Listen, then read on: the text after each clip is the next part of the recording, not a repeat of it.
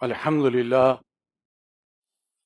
للہ وکفا والصلاة والسلام علی عبادہ الذین اصطفیٰ خصوصاً علی افضلہم وخاتم النبیین محمد الامین وعلی آلہ واصحابہ اجمعین اما بعد قال تبارک وتعالی فی سورۃ الاحزاب اعوذ باللہ من الشیطان الرجیم بسم اللہ الرحمن الرحیم ما کان محمد ابا احد من رجالکم ولكن رسول اللہ وخاتم النبیین وکان اللہ بکل شیء علیما وقال عز وجل فی سورۃ الصف هو الذی ارسل رسولہ بالہدى ودین الحق لیظہرہ علی الدین کلہ ولو کرہ المشرکون وقال النبی صلی اللہ علیہ وسلم انا خاتم النبیین لا نبی بعدی او کما قال النبی صلی اللہ علیہ وسلم۔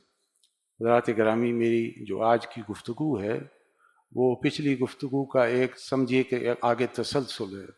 پچھلی مرتبہ آپ کے سامنے جو گفتگو رکھی تھی وہ تھی نبی اکرم صلی اللہ علیہ وسلم کی مختلف شانیں اور ختم نبوت کے بعد ہماری ذمہ داری، یعنی ختم نبوت پر ہمارا ایمان ہے، اور اس کے حوالے سے کچھ باتیں آپ کے سامنے رکھی تھی، اور یہ کہ ہماری پھر ذمہ داری کیا بنتی ہے۔ نبی تو نہیں آئے گا، اور وہ پیغام ربانی جو موجود ہے آج ہمارے پاس قرآن مجید کی شکل میں، تو اس کو پھر پہنچانا بھی ہے۔ پہلے پہنچاتے تھے انبیاء، اور آپ جناب محمد رسول اللہ صلی اللہ علیہ وسلم، اور اب یہ کام امت کے ذمے ہے کہ اس کام کو آگے پہنچانا۔ آج کی گفتگو ہے ختم نبوت اور تکمیل رسالت۔ اس کو سمجھنا ضروری ہے، ان دونوں کے علیحدہ علیحدہ جو ہے وہ سمجھنے کی باتیں ہیں۔ ختم نبوت پر تو تھوڑی سی گفتگو ہوگی کیونکہ زیادہ تر میں نے پچھلی دفعہ بات کر لی تھی۔ اصل چیز ہے تکمیل رسالت، اس کے حوالے سے بات، اور یہ مجھے لگتا ہے کہ یہ 2 جمعوں میں جا کر مکمل ہوگی، ایک آج، پھر آئندہ جب میری باری ہوگی۔ دیکھیے، ختم نبوت کے 2 مفہوم ہیں، ختم کے 2 مفہوم۔ ایک ہے کسی چیز کا ختم ہو جانا، جیسے انگریزی میں اینڈ، کسی چیز کا اینڈ ہو جانا، یا کسی چیز کا فنش ہو جانا۔ جیسے ہم کہتے ہیں کہ دانے مک گئے، دانے تھے اب ختم ہو گئے۔ اسی طرح پیسے ختم ہو گئے۔ اسی طرح یہاں پر ایک دکان تھی، بہت اچھی چلتی تھی، لیکن اب ختم ہو گئی ہے۔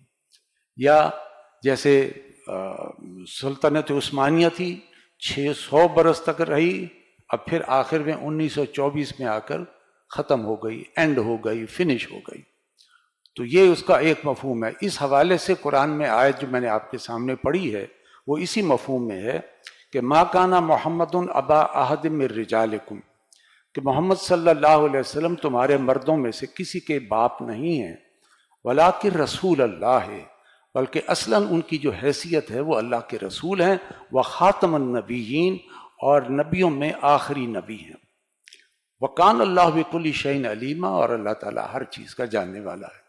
اور حدیث بھی پڑھی تھی کہ انا خاتم النبیین لا نبی بعدی، یہ بات بیان کر کے وہ آپ نے مہر لگا دی کہ ختم کا کوئی دوسرا مفہوم لا کر، کہ جیسے خط ہوتا ہے، خط کے اوپر مہر لگ گئی تو دلیل یہ دیتے ہیں مہر تو لگ گئی لیکن آگے جائے گا، آپ مہر کھولیں گے، پڑھیں گے، تو اس سے جو ہے نا دوسروں کو چکرا دیتے ہیں۔ تو حضور نے یہ بات فرما کر بات ختم کر دی کہ انا خاتم النبیین لا نبی بعدی، میں آخری نبی ہوں اور میرے بعد کوئی نبی نہیں، نہ ذلی نبی یا بروزی نبی یا اس طرح کے سایہ نبی، کوئی ایسی بات نہیں، بس لا نبی بعدی۔ اور دوسرا مفہوم ختم نبوت ہے کسی کام کا تکمیل پا جانا، مکمل ہو جانا۔ اس کے لیے انگلش کا لفظ ہے اکمپلش، ایک ہے فنش، ختم ہو گیا، اکمپلش یعنی کوئی چیز اپنی ترقی کرتے کرتے اپنے نقطہ عروج پر پہنچ کر ختم ہو گئی۔ یہ 2 مفہوموں کو علیحدہ سمجھیے۔ جیسے بچہ کہتا ہے میں نے ہوم ورک مکمل کر لیا، اب وہ ختم نہیں، مکمل ہو گیا، لکھ رہا تھا، اب وہ آ کے اٹ ہیز بین اکمپلشڈ، اس کی تکمیل ہو گئی۔ کوئی پروجیکٹ ہے، بہت بڑا پروجیکٹ ہے، اس کے لیے اخبار میں ایڈورٹائز ہوا، مختلف کمپنیز نے جو ہے اس کے لیے آفر دی، اور بالآخر کسی کمپنی کو مل گیا، وہ پروجیکٹ شروع ہو گیا اور اس کے لیے چیزیں آنا شروع ہو گئی، اور بالآخر وہ اکمپلش ہو گیا، مکمل ہو گیا، اور پھر اس کی جو ہے افتتاحی تقریب ہو گئی۔ تو اکمپلش کے معنی میں، اور اس معنی میں قرآن کی آیات ہیں الیوم اکملت لکم دینکم، آج میں نے تمہارے لیے تمہارا دین مکمل کر دیا، یعنی وہ جو دین چلا آ رہا تھا وہ مکمل ہو گیا۔ اور جیسے اور خاتم النبیین کی مثال یہ ہے کہ حضرت آدم سے شروع ہوئی نبوت اور نبی اکرم صلی اللہ علیہ وسلم پر آ کر ختم ہو گئی، فنش ہو گئی۔ اور دوسرا یہ کہ میں نے آج تمہارا دین مکمل کر دیا۔ دین تو حضرت آدم علیہ السلام بھی لائے تھے، موسیٰ علیہ السلام بھی لائے تھے، عیسیٰ علیہ السلام بھی لائے، لیکن اکمپلش ہو گیا، مکمل ہو گیا، تکمیل پا گیا۔ یہ ہے اس کا جو دوسرا مفہوم ہے۔ اسی طرح آپ کی حدیث ہے انما بعثت لاتمم مکارم الاخلاق، کہ میں بھیجا گیا ہوں تاکہ بلند اخلاق جو ہے اس کی تکمیل کر دوں۔ اخلاق باقی انبیاء نے بھی بتائے ہوں گے کہ بڑوں کا ادب کرو، چھوٹوں پر شفقت کرو، جھوٹ نہ بولو، سچ بولو، امانت کی پاسداری کرو، وعدے کی پاسداری کرو، تو یہ ساری چیزیں اخلاق سے، لیکن ان اخلاق کی تکمیل کر دینا، یعنی ایوری اسپیکٹ آف اخلاق جو ہے نا، وہ میں بھیجا گیا ہوں کہ اس کی اکمپلش ہو جائے، اس کی تکمیل ہو جائے۔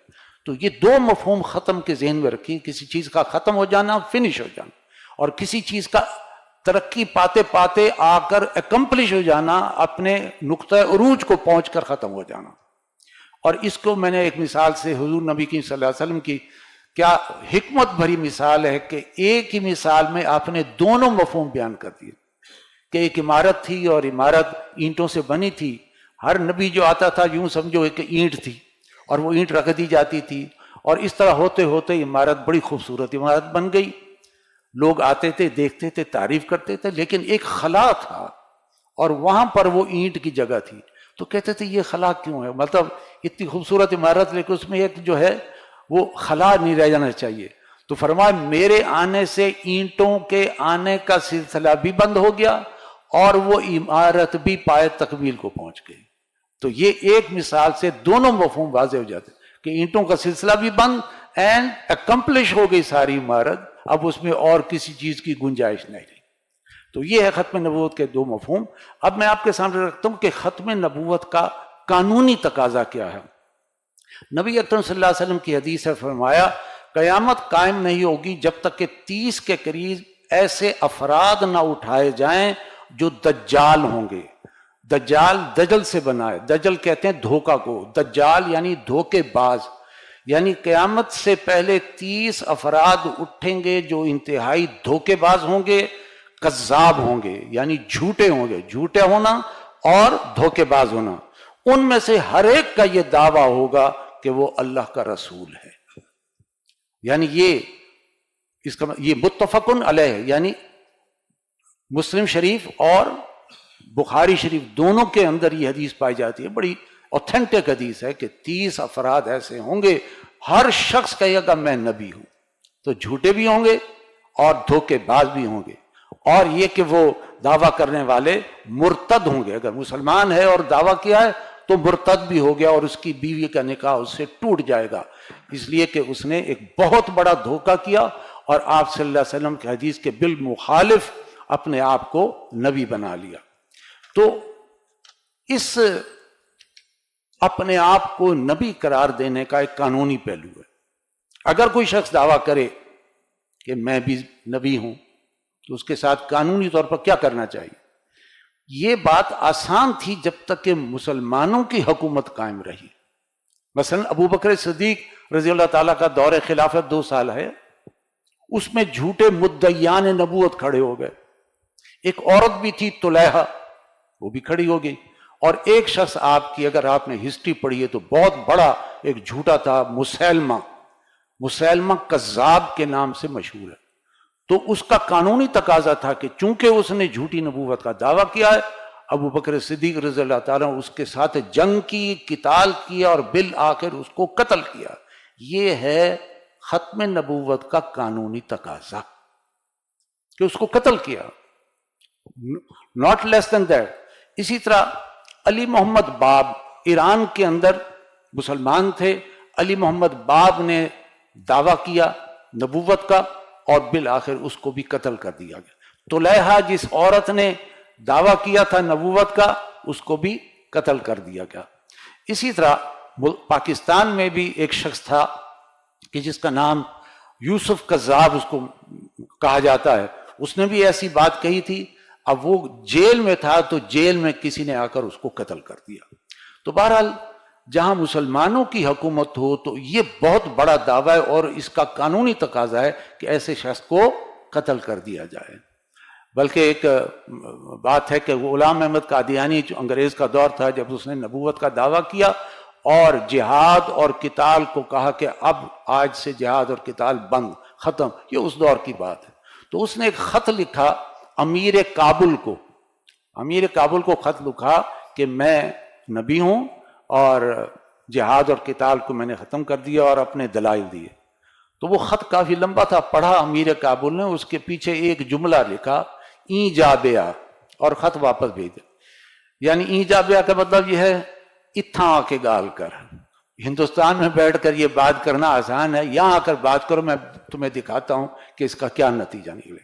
تو بہرحال مسلمانوں کی جب تک حکومت رہی اس وقت تک اس کا قانونی تقاضا تھا کہ اس شخص کو قتل کر دو. لیکن جب انگریز کا دور آیا، اور آپ جانتے ہیں کہ 90-100 ویسے تو 2 برس سے وہ یہاں آتے جاتے رہے، لیکن فل کنٹرول ان کا تقریباً 90 برس سے لے کر 100 برس تھا.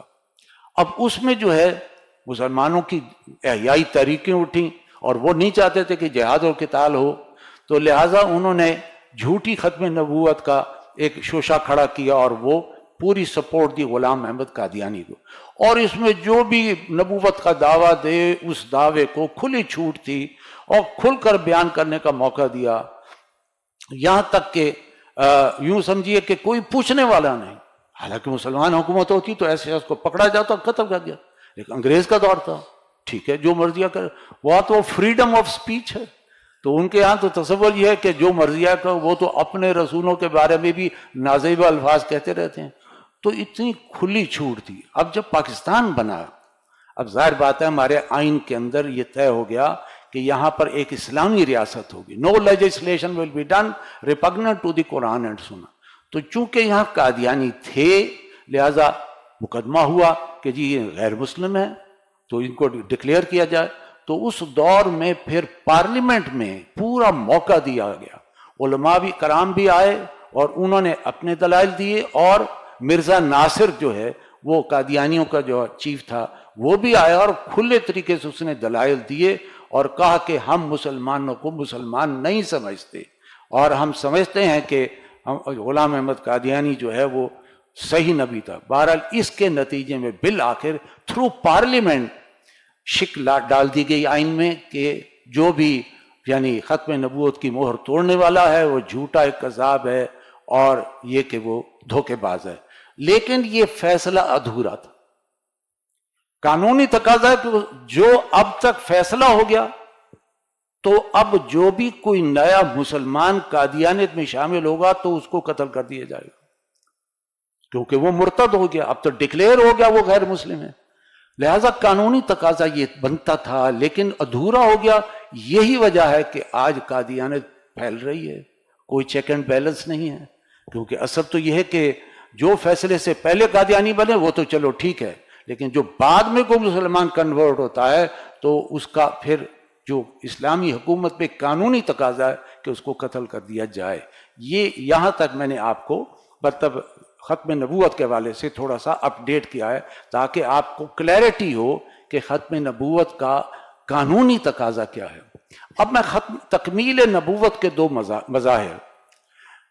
تکمیل نبوت تکمیل پا گئی. ایک تو ہے نا نبوت ختم ہو گئی، دوسری تھی نبوت تکمیل پا گئی، اکمپلش ہو گئی. ایک چیز طے کرتے ہوتے ہوتے بالآخر اپنے یعنی نقطہ کلائمیکس کو جو ہے پہنچ گئی. تو اس کے حوالے سے دو مظاہر ہیں.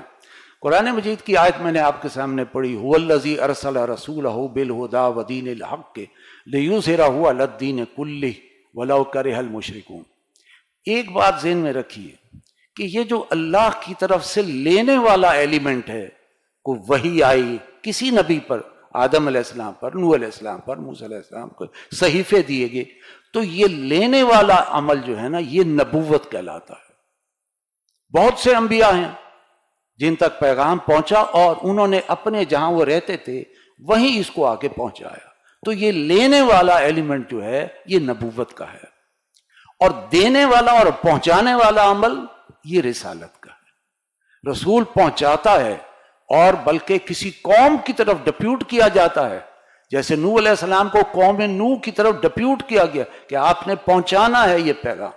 حضرت ہود علیہ السلام، حضرت لوط علیہ السلام، حضرت صالح علیہ السلام، یہ سارے رسول تھے، اور لہٰذا ان کا کام صرف نبوت لینا نہیں، وہی لینا نہیں، بلکہ پہنچانا ہے۔ سمجھیں آپ اس بات کو؟ تو اب دیکھیے قرآن مجید میں رسول کے حوالے سے آیت ہے، اور یہ آیت فرمایا کہ سورہ مائدہ کی آیت ہے، یا ایھا الرسول۔ اب یہاں کس سے خطاب ہو رہا ہے؟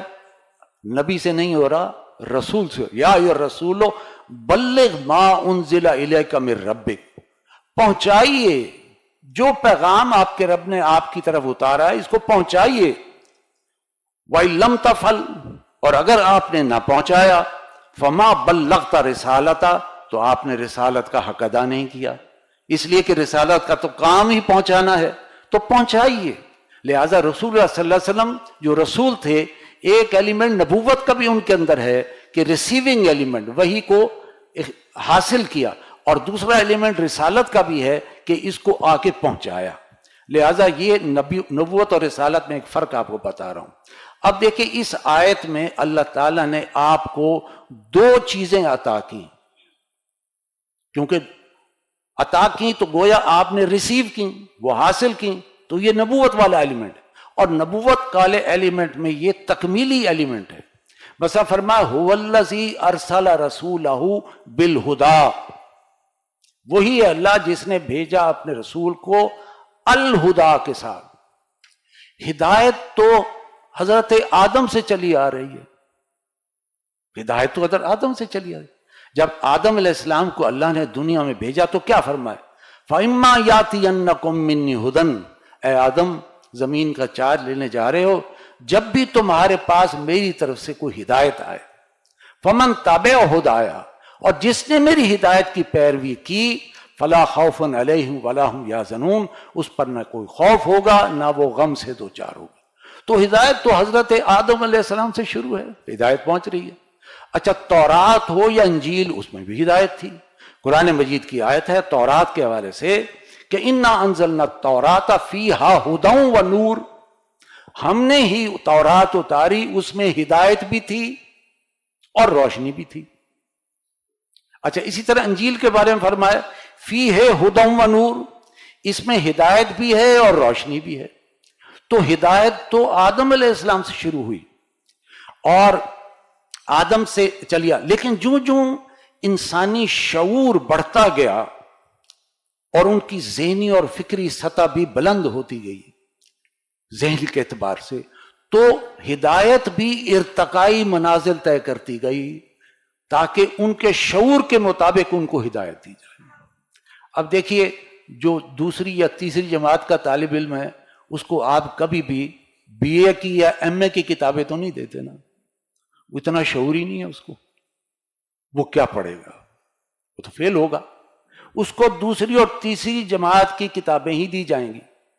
ہاں جب وہ بی اے میں جائے گا تو بی اے کی کتابیں دی جائیں گی، بڑا ہو گیا ہے، ذہنی فکری سطح بلند ہو گئی، شعور بہتر ہو گیا، تو ہدایت بھی اس کے مطابق ترقی پا گئی۔ اور اگر وہ ایم اے کرے گا تو اب ظاہر بات ہے اس کو اس کے مطابق کتاب ملے گی۔ یہی وجہ ہے کہ موسیٰ علیہ السلام اور عیسیٰ علیہ السلام اور جن کو بھی اللہ نے کتاب دی یا صحیفے دیے، اس میں ہدایت تو تھی، اس کا ذکر قرآن میں ہے، لیکن یہ اس وقت کی جو بھی شعوری سطح تھی اس کے حوالے سے ہدایت تھی، یہ ایک عبوری دور تھا، ابھی کامل، کمپلیٹ اینڈ اکمپلشڈ ہدایت نہیں ملی تھی۔ نہیں دی جا رہی تھی. کیوں؟ اب یہ انسان کا ذہنی شعور بھی اس قابل نہیں ہوا, تو ہدایت بھی ارتقائی منازل سے بڑھ رہی تھی لیکن کامل نہیں تھی. اس لیے اللہ نے, چونکہ یہ عبوری دور کے لیے کتابیں تھیں, لہذا اللہ نے ان کی حفاظت کا ذمہ نہیں لیا, انٹرم پیریڈ کے لیے تھی. لیکن جب نبی اکرم صلی اللہ علیہ وسلم آئے تو چونکہ ارتقائی جو سفر ہے وہ اپنے عروج کو پہنچ گیا, کلائمیکس کو پہنچ گیا, انسان کی بھی سوچ اور اس کا فکر اور اس کا شعور وہ بھی کلائمیکس کو پہنچ گیا, تو پھر اللہ تعالیٰ نے صرف ہدایت نہیں دی بلکہ ہدایت کو الہدا, دی گائیڈنس, قرآن کی شکل میں پیش کر دیا.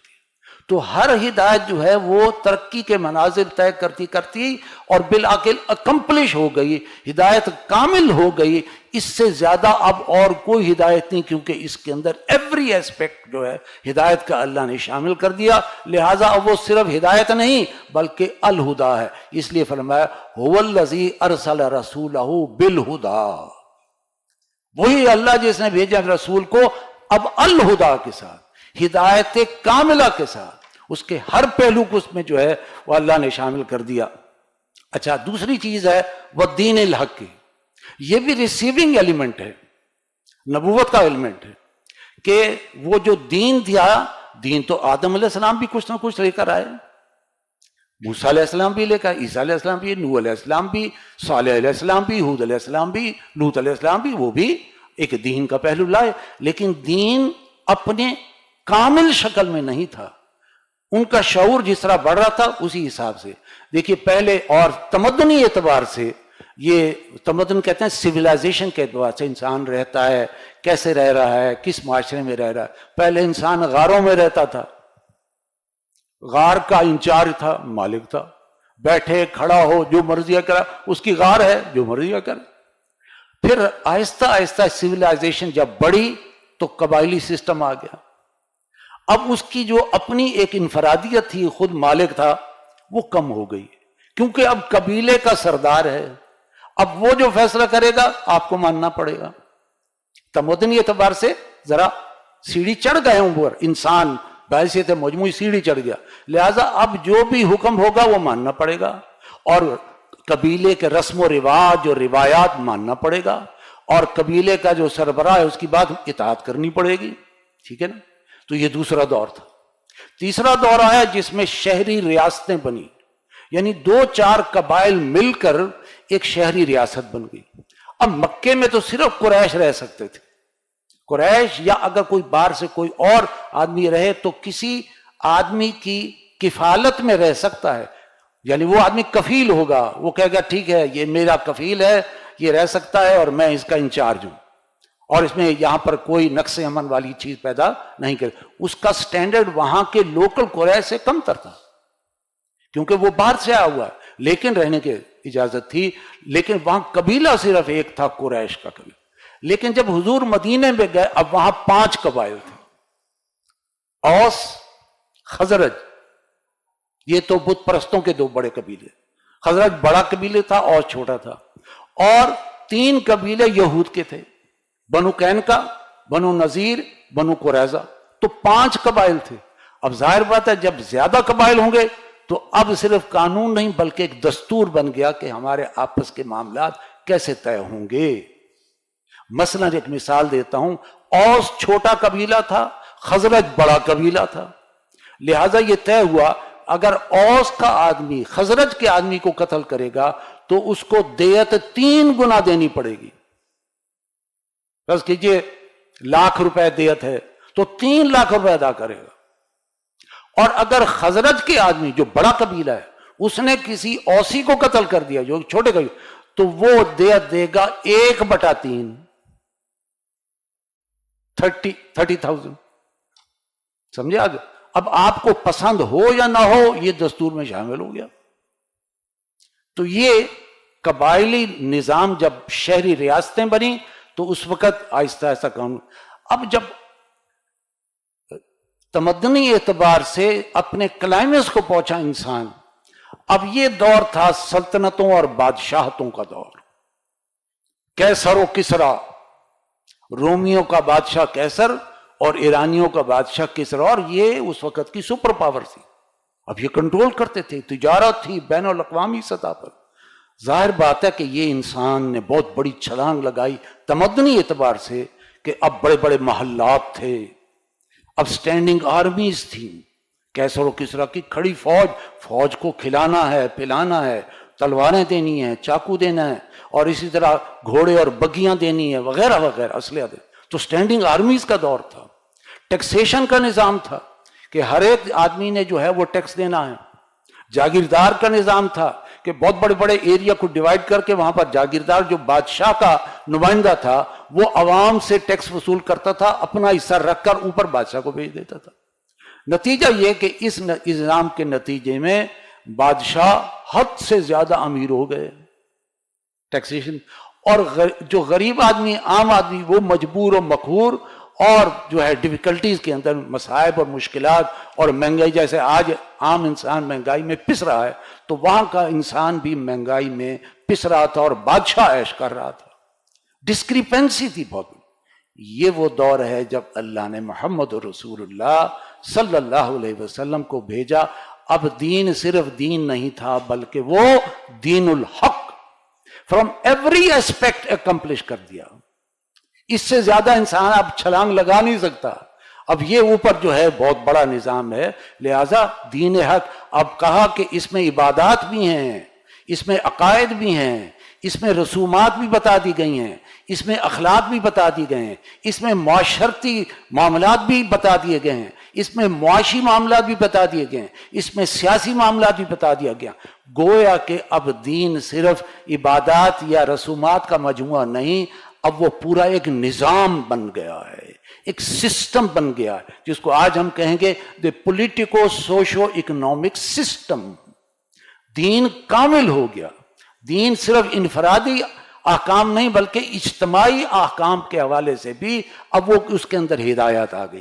یہ دور تھا جب اللہ تعالیٰ نے، جب نو انسانی تمدنی اعتبار سے بھی اپنے عروج کو پہنچی، تو اللہ تعالیٰ نے جو دین دیا آپ کو وہ دین الحق تھا، وہ بھی اپنی کامل شکل اور تکمیل پا گیا. تو یہ ہے کہ آپ صلی اللہ علیہ وسلم نے کو اللہ تعالیٰ نے ایک پورا نظام دے کر بھیجا. تو میں یہ عرض کر رہا تھا کہ اس آیت میں دو باتیں آئیں. وہی اللہ جس نے بھیجا اپنے رسول کو، کس کے ساتھ؟ انسان کی فکری اور نظری جو بھی سطح ہے اس اعتبار سے ایک کامل ہدایت لینے والی، قرآن کی شکل میں الہدا ہے. اور دین بھی صرف چند باتوں کا مجموعہ نہیں بلکہ زندگی کے ہر شعبے میں، چاہے وہ انفرادی ہے یا اجتماعی، ہر شعبے میں اس کو کمپلیٹ کر کے دین الحق کی صورت میں اللہ نے حضور نبی صلی اللہ علیہ وسلم کو پیش کر دیا. تو حضور جب آئے تو نبوت کے اعتبار سے تکمیل یہ ہے کہ ہدایت الہدا بن گئی اور دین الحق بن گیا، یعنی کمپلش ہو گیا. یہ اس اعتبار سے اللہ نے رسول کو بھیجا. اچھا، یہ لیوز اب آئے اگلی ٹکڑے پر. اب ہے رسالت کا ایلیمنٹ، پہنچانا ہے. لیکن پہنچانے کے عمل میں تو ویسے بہت سی حدیثیں اور قرآن کی آیت میں ہیں. وہ پچھلی دفعہ میں آپ کو بیان کر چکا ہوں کہ آپ صلی اللہ علیہ وسلم دین کو پہنچایا، دستک دے کر ہر گھر تک پہنچایا، ٹھیک ہے نا، ہر جہاں لوگ جمع تھے وہاں پہنچایا. لیکن یہاں فرمایا لِيُظْهِرَهُ عَلَى الدِّينِ كُلِّهِ، تاکہ وہ اسے غالب کر دے، قائم کر دے، نافذ کر دے تمام ادیان پر یا پورے نظام زندگی پر. اب یہ ہے رسالت والا ایلیمنٹ. اور اس میں اللہ نے رسول اللہ صلی اللہ علیہ وسلم سے فرمایا کہ صرف پہنچانا ہی نہیں بلکہ قائم کر کے، نافذ کر کے، غالب کر کے دکھا دو کہ یہ پریکٹیکل ہے، یہ قابل عمل ہے، یہ صرف تخیلاتی دین نہیں ہے کہ it is not possible to achieve this, یہ ہو ہی نہیں سکتا. بلکہ رسول اللہ صلی اللہ علیہ وسلم نے اس کو قائم کر کے حجت قائم کر دی کہ یہ جو میں نے کہا ہے یہ قائم کر کے جا رہا ہوں، دکھا کے جا رہا ہوں کہ یہ نمونہ ہے. یہ ہے رسالت کی تکمیل. آپ نے صرف پہنچانا نہیں بلکہ لیوظہرہ، اسے قائم کرنا، اسے غالب کرنا ہے، اس کو نافذ کرنا ہے تاکہ اتمام حجت ہو جائے. انبیاء تو بہت سے آئے، وہ بھی دین کے مرحلے میں، دعوت کے مرحلے میں تھے، لیکن قائم ہونے کا مرحلہ ہی ان کی زندگی میں نہیں آیا. وہ صرف دعوت ہی دیتے رہے. نوح علیہ السلام 950 سال دعوت ہی دیتے رہے، پریچ ہی کرتے رہے، لیکن افراد ہی اکٹھے نہیں ہوئے، تو غالب کیسے کرتے؟ غالب ظاہر بات ہے آپ کو نفری چاہیے، اگر نفری اتنی نہ ہو تو کیسے ہو؟ اسی طرح دوسرے انبیاء بھی آئے تو وہ مطلب یہ کہ تبلیغ کی حد تک ہی رہے۔ اچھا یہ صرف محمد عربی علیہ صاحب الصلاۃ والسلام کا دست مبارک سے ایک نمونہ قائم ہوا اور چلا کر دکھا دیا گیا کہ یہ ہے اصل مسئلہ جو اللہ تعالیٰ چاہتا ہے، کہ یہ دین حق جو ایک اب نظام بن چکا ہے، ایک سسٹم بن چکا ہے، اس کو قائم اور نافذ کرنا ہے، ٹھیک ہے نا؟ اب اس میں مثال کے طور پر آپ کو ایک قول ہے کہ آپ نے فرمایا سید القوم خادمہم، اب اس نظام جو کمپلیٹ ہے جس کے بارے میں کفار کہتے ہیں یہ تو ناممکن ہے، سید القوم خادمہم، قوم کا سردار قوم کا خادم ہے، ابو جہل ماننے کو تیار تھا۔ کمال ہے، ہم اتنے بڑے بڑے سردار، وسائل ہمارے پاس، قبیلے کی سربراہی ہمارے پاس، ہم ان پر غالب ہیں، ان کے خادم، لا حول ولا قوت۔ یہ آج بلال گویا جو غلام ہے کہ یہ میں اس کی خدمت کروں، یہ کیسے ہو سکتا ہے؟ لہٰذا وہ کہتے تھے یہ نظام امپاسبل ہے، یہ صرف فیری ٹیلز ہیں، یہ یوٹوپیا ہے، خیالی جنت ہے، یہ قائم نہیں ہو سکتی۔ حضور نے قائم کر کے دکھایا۔ مثال کے طور پر آپ صلی اللہ علیہ وسلم ہی کی تربیت ہے کہ حضرت عمر فاروق کا زمانہ ہے، گلیوں میں رات کو گھوما کرتے تھے اور ایک گھر سے گزرے تو بچے کے رونے کی آواز آئی، تو انہوں نے کہ چونکہ خلیفہ وقت تھے وہ اپنی عوام کا خیال کرتا، ذہن میں تھا سید القوم خادمہم، قوم کا سربراہ قوم کا خادم ہے، تو انہوں نے وہاں جا کر دیکھا کہ بچہ جو ہے وہ بلک رہا ہے بھوک سے، اور ماں نے جو ہے وہ دیگچی چڑھائی ہوئے پانی ہے اور اس میں کچھ جو ہے ایسے ہڈیاں یا کچھ چیزیں ڈال کر اس کو بتانے کے لیے کہ جو ہے یہ پک رہا ہے تاکہ یہ روتے روتے سو جائے۔ اب اس سے ان کے دل پر اثر ہوا کہ میری حکومت میں اللہ مجھ سے پوچھے نا تم نے خدمت کی کہ نہیں، تم کیا کر رہے تھے؟ گئے گھر میں اور آٹے کی بوری اپنے کاندھے پر اٹھا کر لائے اور اس گھر والوں کو پرووائڈ کیا، ثابت کیا کہ سید القوم خادمہم، پریکٹیکلی دکھایا۔ اسی طرح ایک دفعہ آپ گزر رہے تھے تو کسی عورت کے جو ہے درد میں کراہنے کی آواز آئی، تو جا کر پتہ کیا کیا معاملہ ہے، خیر تو ہے؟ انہوں نے کہا درد ذہن میں ہے اور کوئی عورت اور نہیں ہے، بیچاری درد سے چیخ رہی ہے۔ گھر میں گئے اپنی اہلیہ کو تیار کیا، تم جاؤ اور دایا بن کر جو ہے اس کی مشکل کو حل کرو، اور پھر جا کر اہلیہ محترمہ نے ان کی مدد کی اور اللہ نے ان کو پیدائش میں بیٹا یا بیٹی جو بھی دیا، یہ پریکٹیکلی ہو کر کے دکھایا۔ اسی طرح آپ جانتے ہیں کہ بیت المقدس کی فتح کا ہو نہیں رہی تھی اور عیسائیوں نے کہا کہ یہ قلعہ صرف وہ فتح کرے گا جس کا ذکر ہماری کتابوں میں لکھا ہوا ہے، تو مسلمانوں نے پوچھا کہ دکھاؤ، تو دیکھا تو بالکل بعین ہی حضرت عمر رضی اللہ تعالی عنہ کی شکل و شبہات والے الفاظ وہاں لکھے تھے، تو انہوں نے ایس او ایس کال بھیجی، کہاں بیت المقدس اور کہاں مدینہ، ایس او ایس کال کی کہ یہ مسئلہ ہے حضور، آپ آئیے تشریف لائیے۔ یہ کہتے ہیں جب تک وہ شخص نہیں آئے گا ہم قلعے کی چابیاں حوالے نہیں کریں گے۔ ایک اونٹ پر حضرت عمر فاروق اور ایک غلام اور کچھ تھوڑا سا سامان، اور وہ وہاں سے چلے 300 کلومیٹر، اور باری باری یہ ہوتا تھا کہ اتنا ٹائم میں اوپر بیٹھوں گا اور اتنے ٹائم میں تم اوپر بیٹھو، برابری مساوات۔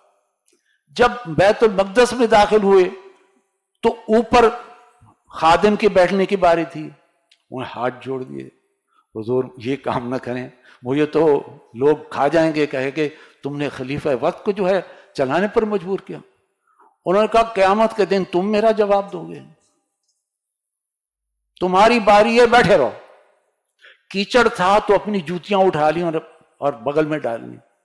اب جب وہ تشریف لائے شہر کے اندر کہ خادم اوپر بیٹھا ہے اور خلیفہ وقت، اور جوتیاں اس نے بغل میں دبا رکھی اور وہ آگے نکیل پکڑ کر آ رہا ہے، عیسائیوں نے دیکھا شکل و شبہات اور فوراً دروازے کھول دیے کہ یہی وہ شخص ہے جس کا ذکر ہماری کتاب میں۔ تو نظام سسٹم جو ہے وہ آپ نے قائم کیا، یہ انہی کی تربیت تھی کہ عمر فاروق نے یہ پکچر جو ہے وہ پیش کی، سید القوم میں خادم ہوں۔ تو تکمیل رسالت کا ایک، اس کے بھی دو ایلیمنٹ ہیں، تکمیل نبوت کے دو ایلیمنٹ، ہدایت چلتے چلتے الہدا بن گئی، دین چلتے چلتے دین حق اور اکمپلش ہو گیا۔ اب رسالت کے اعتبار سے ایک بات یہ آئی کہ اس کو نافذ کرنا ہے، قائم کرنا ہے، اور بالفعل چلا کر دکھانا ہے اور حجت قائم کرنی، وہ حضور نے کر کے دیا۔ اور دوسری چیز جو تکمیل رسالت کے حوالے سے ہے، یہ دین حق کا جو نفاذ تھا یا اس کا غلبہ تھا، اس کا قائم کرنا تھا، یہ خالص ہیومن لیول پر کام ہوا، انسانی سطح پر۔ اس میں معجزات کا عمل دخل نہ ہونے کے برابر تھا، نہ ہونے کے برابر۔ مصائب، مشکلات، تکالیف، حضور فرماتے ہیں جتنے انبیاء کو تکلیفیں آئیں وہ ساری تکلیفیں مجھے ایک انسان پر آئیں۔ اچھا، فاقے آئے، زخم کھائے، آپ کا مقدس خون زمین میں جذب ہوا، 259 صحابہ نے اپنی جان قربانی پیش کی، شہادت کا مقام حاصل کیا۔ ان تمام مشکلات اور تکالیف میں سے گزر کر آئے، چادر کی رسی آپ کی گردن میں ڈالی گئی، کھینچی گئی، آنکھیں ابلائی، اونٹ کی گندی اوجڑی آپ کے سر پر دے ماری گئی۔ اسی طرح تین سال تک شیب بنی ہاشم آپ اور آپ کا خاندان محصور رہا، کوئی کھانا نہیں، کوئی آنا پینا نہیں، کوئی جانا نہیں۔ رات کے کسی اندھیرے میں کسی کو دل میں کوئی، حضرت خدیجہ جو ہے وہ ان کی کوئی جاننے والی وہ پہنچا دیتی تھی، کچھ پتے ختم ہو گئے اس جگہ کے، چمڑے ابال کر جو ہے وہ پانی بچوں کے حلق میں ڈالا گیا۔ یہ ساری مشکلاتیں جھیلی آپ نے، کوئی بہت بڑے معجزات نہیں ہوئے۔ اور اسی طریقے سے سفر تبوک میں راشن بڑا کم تھا، 3 افراد کا راشن، ایک کھجور، ایک چوستا تھا دوسرے کو دیتا، دوسرا چوستا تھا تیسرے کو دیتا۔ سوچ سکتے ہیں یہ؟ اور غزوہ خندق کے موقع پر جب بھوک نے ستایا اور وہ کھود رہے تھے خندق، حضور کو جا کے دکھایا، حضور ہمارا پیٹ کمر سے لگ گیا، پتھر باندھا ہوا۔ آپ نے اپنا کرتا اٹھایا، 2 پتھر باندھے ہوئے تھے۔ یہ آپ ہیومن لیول پر، انسانی لیول پر دین حق کو غالب کیا۔ معجزات تو نہ ہونے سے برابر تھے۔ اب بنی اسرائیل اس کے مقابلے میں، ان کے پاس تو مزے ہی مزے تھے۔ قرآن میں آتے وَظَلَّلْنَا عَلَيْكُمُ الْغَمَامَ وَأَنزَلْنَا عَلَيْكُمُ الْمَنَّ وَالسَّلْوَىٰ، من اتارا، چنے کے دانے کے برابر جو ہے صبح کو کھانا پڑا ہوتا تھا، چن لیتے تھے۔ سلوا بٹیر کی مانند ایک پرندہ تھا جو غول کے غول وہاں صبح کو آ جاتا تھا، یہ آرام سے پکڑ لیتے تھے۔ اچھا، پانی نہیں تھا، اللہ نے فرمایا موسیٰ علیہ السلام کو کہ یہ پتھر پر لاٹھی ماریں، لاٹھی ماری، 12 چشمے پھوٹ نکلے۔ 12 قبیلے تھے، ہر قبیلے نے اپنا جو ہے، حضور کے لیے تو کوئی چشمے نہیں جا رہے ہو، حضور کے لیے تو کوئی نہ من اترا نہ سلوا اترا۔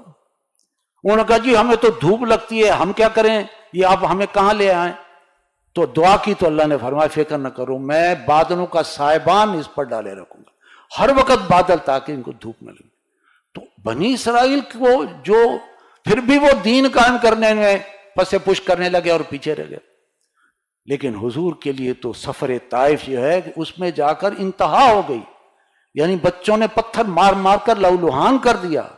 2 غنڈوں نے آ کر آپ کو اٹھایا، نقاہت کی وجہ سے آپ بیٹھ کے تھے، دونوں بازوؤں کے اندر جو ہے یہ ہاتھ ڈال کر کھڑا کر کے اور دھکے دے کر کہا چلو یہاں سے جاؤ۔ تو ایک دن میں وہ کچھ ہو گیا جو 10 دن مکے میں نہیں ہوا۔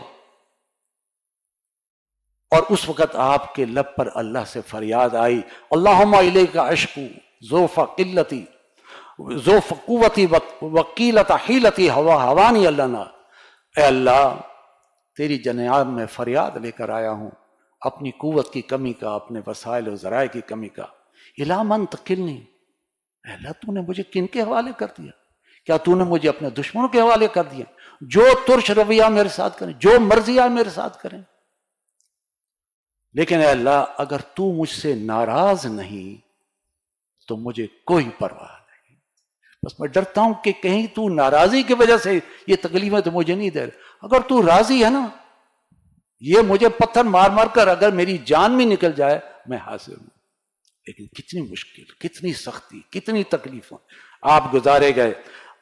معجزات نہ ہونے کے برابر. اور ایسا بھی نہیں کہ حضور نے بس ایک دفعہ دعا مانگی اور بیڑا پار ہو گیا. ہاں دعائیں بھی ہوتی رہی موقع بہ موقع. جیسے بدر کی رات میں آپ صلی اللہ علیہ وسلم ساری رات سجدے میں دعائیں کرتے رہے. اتنی دیر رہے کہ ابو بکر صدیق رضی اللہ تعالیٰ فرماتے ہیں کہ میں نے کہا شاید آپ کی روح قبض کر ہو چکی ہے. تو دعائیں بھی ہوئیں. اچھا معجزات بھی اللہ نے کچھ دکھائے. مثلاً فرشتوں، بدر میں فرشتوں کا ظہور ہوا، وہ 1000 فرشتوں سے اللہ نے مدد کی. لیکن بائی اینڈ لارج آپ ساری تکلیفیں، پریشانیاں، زخم، بھوک، فاقے، خون، یہ ساری تکلیفیں اٹھا کر دعائیں کرتے رہتے تھے اور جو ہے اللہ سے مدد مانگتے رہتے. تو بہرحال کہنے کا مقصد یہ ہے، یہ رسالت کا ایلیمنٹ ہے کہ دین کو نافذ کرنا ہے ایک پوائنٹ، اور نافذ بھی کرنا ہے ایٹ دی ہیومن لیول، انسانی مساوات کے لیول پر اس کو نافذ کرنا ہے. معجزات بھی بہت سے کم ہوں. لہذا آج اگر ہمیں اللہ کے رسول صلی اللہ علیہ وسلم کی پیروی کرنی ہے تو ایک تو یہ ہے کہ الہدا ہمارے پاس ہے اور اس کی حفاظت کا ذمہ اللہ نے لے لیا، کیونکہ وہ کامل تھا، تکمیل پا گیا. تکمیل رسالت ہے، کتاب بھی تکمیل پا گئی. لہذا ہمارے لیے آسانی کہ اس میں اللہ نے خود حفاظت لے لی، ورنہ آج جو ہے وہ بھی تبدیل ہو چکی ہوتی ہے اگر اللہ اس کی حفاظت کا ذمہ نہ لیتا. اور دین حق بھی ہمارے پاس محفوظ ہے الحمدللہ ثم الحمدللہ، کتابوں کی شکل میں، احادیث کی شکل میں، ہر چیز. اتنی کتابیں شریعت کے اوپر، دین کے اوپر، صحابہ کی زندگی پر، آپ صلی اللہ علیہ وسلم کی سیرت پر، کہ وہ بھی ہمارے پاس محفوظ ہے. لیکن رسالت والا ایلیمنٹ کہ جس کے پیچھے آج ہمیں چلنے کی ضرورت ہے کہ اس کو پہنچانا اور اس کو قائم کرنے کی جد و جہد کرنا. قائم تو ہوگا، ایک مرتبہ ہی دنیا میں ہوا ہے، وہ حضور صلی اللہ علیہ وسلم کے ہاتھ ہوا ہے، اور ایک مرتبہ ہی پھر دوبارہ ہو کر رہے گا اس دنیا کے خاتمے سے پہلے. لہذا اس کے لیے مسلمانوں کو دین حق کو نافذ کرنے کی جد و جہد اور کوشش کرنی چاہیے، اور زیادہ امیدیں معجزات کی نہ لگائیں.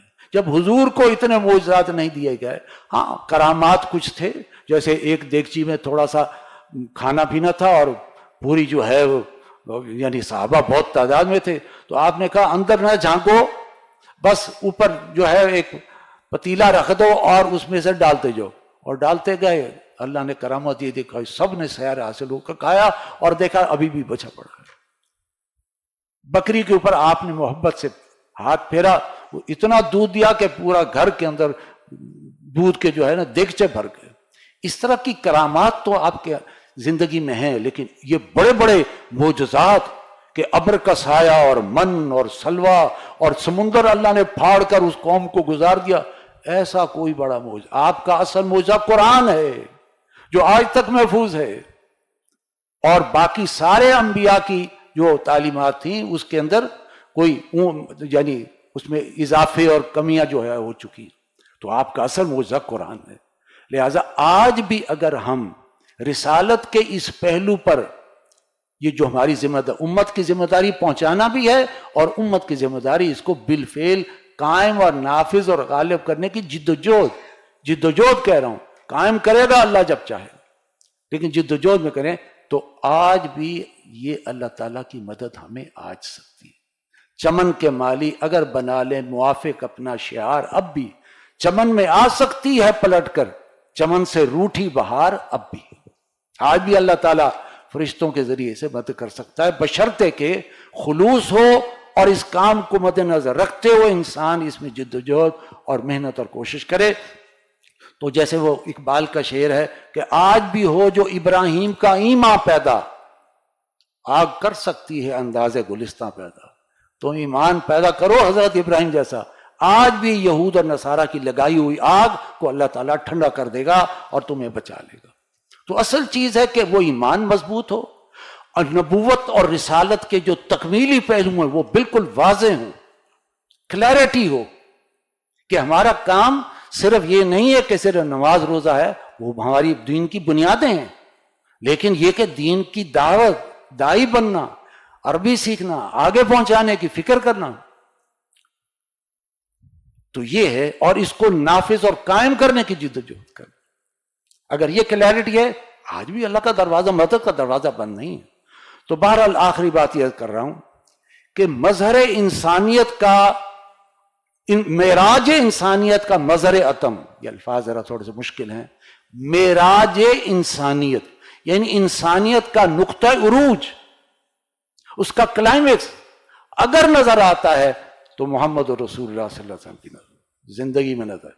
چند ایک چیزیں آپ کی جو ہے انفرادیت، جو یوں سمجھے کہ کسی اور نبی کے لیے یہ چیز نہیں آئی، اللہ نے، کیونکہ آخری نبی تھے، دین کامل ہو رہا تھا، کتاب مکمل ہو رہی تھی، اور جو آگے مشن تھا وہ بھی واضح ہو رہا تھا، لہٰذا آپ صلی اللہ علیہ وسلم کے مقام اور مرتبہ اور آپ کی شان میں اللہ تعالیٰ نے جو اضافے، اس کی جو مثالیں ہیں، چند ایک مثالیں بھی۔ ایک تو یہ کہ آپ کو پوری نوع انسانی کے لیے نبی اور رسول بنا کر، کسی نبی کو پوری نوع انسانی کے لیے رسول نہیں بنایا۔ وَمَا أَرْسَلْنَاكَ إِلَّا كَافَّةً لِلنَّاسِ بَشِيرًا وَنَذِيرًا، اے نبی ہم نے آپ کو نہیں بھیجا مگر پوری نوع انسانی کے لیے بشیر اور نذیر بنا کر دیا۔ اب دیکھیں باقی رسول بھی تو آئے تھے، رسول تھے، موسیٰ علیہ السلام رسول، عیسیٰ علیہ السلام، لیکن وہ پوری نوع انسانی کے لیے نہیں تھے۔ دیور رسولاً الی بنی اسرائیل، وہ رسول تھے بنی اسرائیل کی طرف۔ آج دیکھیے عیسائیت میں بھی ان کے پوپ پادری جو ہیں وہ بہت ایک کام کر رہے ہیں کہ غیر عیسائیوں میں بھی اپنے مذہب کی تبلیغ کر رہے ہیں۔ یہ صریح نافرمانی ہے، کیونکہ ان کی تبلیغ کا دائرہ تھا بنی اسرائیل، اور عیسیٰ علیہ السلام کے الفاظ آج بھی انجیل میں ہیں کہ میں بنی اسرائیل کی کھوئی ہوئی بھیڑوں کی تلاش میں آیا ہوں۔ بنی اسرائیل جو دین سے دور ہو گئے ہیں، ان کی تلاش کے لیے ہوں، اور تم پر لازم ہے کہ تم بنی اسرائیل تک پیغام پہنچاؤ۔ لیکن پول نامی ایک شخص جو یہودی تھا، بعد میں عیسائیت کا لبادہ اوڑھ کر اس نے 3 بڑے کام کیے۔ آج جو کرسچینٹی ہے، جو عیسائیت ہے، دیٹ از ناٹ عیسیٰ علیہ السلام کی وہ عیسائیت نہیں ہے، یہ در حقیقت پولزم ہے۔ 3 بڑے کام اس نے کیے، یہ بھی آپ کے ذہن میں ہونا چاہیے۔ ایک یہ کہ اس نے تثلیث کا عقیدہ گڑھا، ایک میں 3 میں ایک، 3 خدا، اللہ بھی اور مقدس روح بھی، وہ بھی خدا، اور وہ پھر جو رحم میں ڈالی گئی روح حضرت مریم علیہ السلام کے، اور اس کے نتیجے میں عیسیٰ علیہ السلام جو پیدا ہوئے، وہ بھی خدا۔ تو تثلیث کا عقیدہ یہ آپ کو انجیل کی کسی کتاب میں نہیں ملے گا، یہ صرف پول کا عقیدہ ہے، اور آج کرسچینٹی پولزم پر کھڑی ہے، تثلیث کا عقیدہ کہ عیسیٰ علیہ السلام کو بھی خدا سمجھو، مقدس روح کو بھی خدا سمجھو، اور خدا تو ہے ہی خدا۔ بہرحال یہ ایک احمقانہ قسم کا کہ کیا خدا نے، اللہ تعالیٰ نے جب عیسیٰ علیہ السلام کو پیدا کیا، یعنی اللہ نے اپنے آپ کو پیدا کیا، اللہ بھی تھا اور عیسیٰ علیہ السلام بھی خدا تھے۔ تو بہرحال یہ تو ایک علیحدہ سبجیکٹ ہے، بہرحال یہ پول کا کام ہے، تثلیث کا عقیدہ گڑا۔ دوسرا، اس نے شریعت کو ساقط کر دیا، کوئی حلال حرام نہیں، جو مرضی ہے کھاؤ، فریڈم، جو مرضی ہے کھاؤ پیو، لباس جو مرضی ہے پہنو، شریعت ساقط۔ جبکہ عیسیٰ علیہ السلام کے الفاظ موجود ہیں، don't think I have come to destroy law, the law of Torah will be applicable on you۔ میں قانون اور شریعت کو ختم کرنے نہیں آیا، شریعت موسوی ہی تم پر لاگو رہے گی، وہ شریعت وہی رہے گی۔ میں تو بنی اسرائیل کی بھیڑوں کو جو کہ دین سے برگشتہ ہو گئی، ان کو سیدھے راستے پر لانے کے لیے آیا ہوں، پیغام ربانی پہنچانے کے لیے آیا ہوں۔ تو 2 کام یہ کہ تیسرا اس نے کیا کہ اس نے کہا کہ عیسائیت کی تبلیغ کرو غیر عیسائیوں میں بھی۔ یہ جو آج جو عیسائیت کے جو ہے پرچارک جو ہے وہ کر رہے ہیں، اور اس میں کوئی شک نہیں کہ انہوں نے بڑی محنتیں کی، لیکن یہ اپنی نبی کی، رسول کی تعلیمات کے بالکل برعکس۔ تو حضور کو صرف اللہ تعالیٰ نے پوری نوع انسانی کا رسول بنایا۔ نمبر 2، تمام انبیاء کی امامت حضور نے فرمائی بیت المقدس، یہ شان یہ کسی اور کو نہیں۔ بیت المقدس کا جو سفر ہے وہاں پر تمام انبیاء موجود تھے، امامت آپ نے فرمائی۔ اور پھر واحد رسول ہیں جن کو براق گھوڑے پر بٹھا کر ساتوں آسمانوں پر اوپر لے جا کر، اور پھر آخری حد پر جبرائیل علیہ السلام نے فرمایا کہ اللہ کے رسول اس سے آگے مجھے اجازت نہیں، آپ کو اکیلا جانا۔ اور سدرۃ المنتہا کے مقام پر، ایک مقام جہاں پر ایک بیری تھی، اور وہاں حضور کو جو بھی کچھ دکھایا گیا اور اللہ سے ڈائریکٹ ہم کلامی جو ہوئی، یہ کسی رسول کے حصے میں نہیں آئی، یہ شان صرف محمد رسول اللہ صلی اللہ علیہ وسلم۔ اسی طرح جو نبی آتا تھا، رسول آتا تھا، وہ ساتھ رحمت بھی لاتا تھا، لیکن جب حضور آئے تو رحمت للعالمین قرار پائے۔ وما ارسلناک الا رحمت للعالمین، ہم نے آپ کو تمام جہان والوں کے لیے رحمت بنا کر۔ اور آپ کی شخصیت واحد شخصیت ہے کہ جس کے بارے میں اللہ نے خود فرمایا کہ میں اور میرے فرشتے رسول پر درود بھیجتے ہیں، اللہ درود بھیجتا ہے۔ ان اللہ و ملائکتہ یصلون علی النبی، بے شک اللہ اس کے فرشتے نبی پر درود بھیجتے ہیں، دعائیں کرتے ہیں، اور ان کے لیے عنایات ہیں، نعمتیں، یہ مقام کسی۔ اور سب سے بڑی بات یہ کہ دین کی اسٹیبلشمنٹ، اس کا نفاذ، اس کا قیام، اس کا مکمل تکمیل اور نافذ کر کے چلا کے دکھایا کہ یہ مطلب اٹ از ویری پاسبل کہ یہ دین چل سکتا ہے، نمونہ بنا کر دکھایا، یہ صرف بھی محمد رسول اللہ صلی اللہ علیہ وسلم حصے میں آیا، کسی اور نبی کے سے۔ تو یہ میں عرض کر رہا ہوں کہ آپ کا جو ہے وہ اقبال کہتا ہے نا، دو فارسی اشعار ہیں، عبد دیگر عبدہو جیز دیگر، ما سراپا انتظار او منتظر۔ عبد دیگر یعنی انسان تو دیگر ہر قسم کے انسان ہیں، لیکن عبدہو اللہ کا بندہ مراد ہے محمد رسول اللہ۔ چیز دیگر تو بات ہی اور ہے، ما سراپا انتظار۔ ہم انسان جو ہیں وہ ہر وقت اس تلاش میں رہتے ہیں کہ اللہ کی کوئی نعمت، کوئی رحمت، مہربانی ہمارے سے ہے، اور وہاں اللہ انتظار کر رہا ہے کہ محمد کب آسمان پر تشریف لاتے ہیں۔ یہاں ہم انتظار کر رہے ہیں اللہ کی کوئی روشنی مل جائے، وہاں اللہ انتظار فرما رہا ہے میرا نبی رسول کب آتا ہے اور ہم کلامی۔ تو عبد دیگر عبدہو چیز دیگر، ما سراپا انتظار او منتظر۔ اور ایک اور جو ہے شعر آخری سنا کر بات ختم کرتا ہوں۔ میں نے عرض کیا تھا یہ موضوع انشاءاللہ 2 جمعوں میں مکمل ہوگا، ایک تو یہ آج، اگلی مرتبہ پھر اس کا تسلسل ہوگا۔ یا صاحب الجمال و یا سید البشر، اے وہ حسین ترین انسان، اے انسانوں کے سردار، من وجہک المعیر لقد نور القمر، یہ چاند کو جو روشنی ملی ہے نا، یہ آپ کے چہرہ انور سے مستعار لی گئی ہے۔ لا یمکن الثناء کما کان حقہ، آپ کی تعریف، آپ کی ثنا، اس کا حق ادا کرنا یہ تو ممکن ہی نہیں ہے۔ لا یمکن الثناء کما کان حقہ، بعد از خدا بزرگ تو ہی قصہ مختصر۔ ہمارے لیے تو اسی میں پناہ ہے کہ اللہ کے بعد سب سے بڑے بزرگ محمد رسول اللہ صلی اللہ علیہ وسلم۔ یہ ہے معراج انسانیت، انسانیت کی کلائمیکس جو ہے نا، اس میں معراج کے اندر جو نقطہ عروج ہے وہ محمد رسول اللہ صلی اللہ علیہ وسلم ہے۔ اور ہمیں کلیئر ہونا چاہیے کہ نبوت کے طور پر بھی ہدایت کو کامل ہدایت دے کر دیا، اور دین کو کامل دین اور دین الحق قرار دیا، اور پھر رسالت کا حکم یہ کہ اس کو نافذ کریں اور اس کو غالب کریں۔ اور دوسرا یہ کہ معجزات کی زیادہ امیدیں نہ رکھیں، کیونکہ جن کو ہم نے معجزات دکھائے وہ پھر بعد میں ایمان نہیں لائے۔